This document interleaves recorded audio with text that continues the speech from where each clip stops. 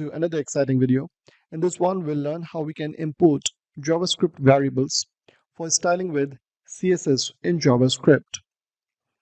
So this comes in handy when our application basically grows and you probably want to split variables into separate files. You may want to share those variables with a different part of the application as well as logically separate them so that you can find them easier. We'll learn how to use JavaScript import statement for CSS in JavaScript as a replacement for import directive and what are the important differences for a large code base. We'll also learn some basics about JavaScript modules. So here you can see we have two buttons. One is writing using Sass, that's the first one, and then the other one that we have is written using CSS in JavaScript, as you can see over here in our code index.js file. Now here you can see that we have this variable declaration coming up from line 2 to 5.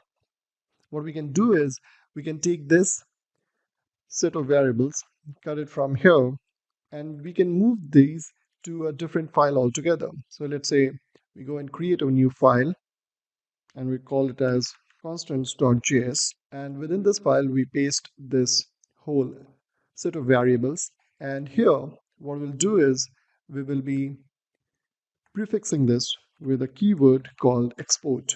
Let's save this after writing export for all of these variables.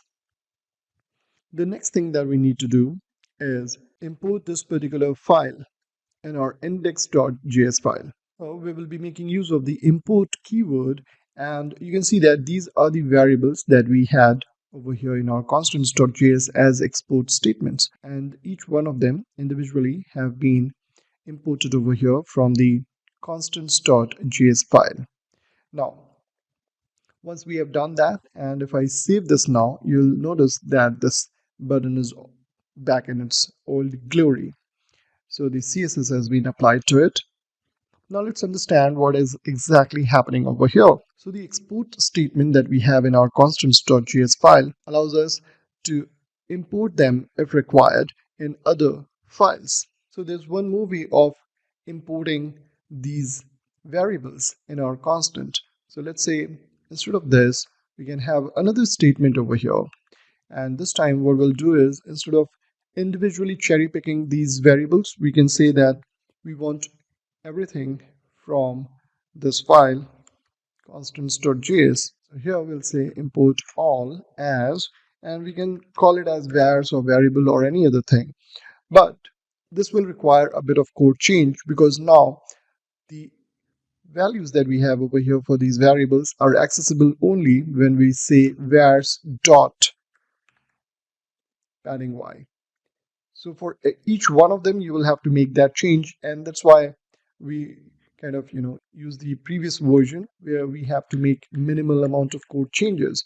But that's another way of accessing exported values. So basically when you write import, it implements a module system.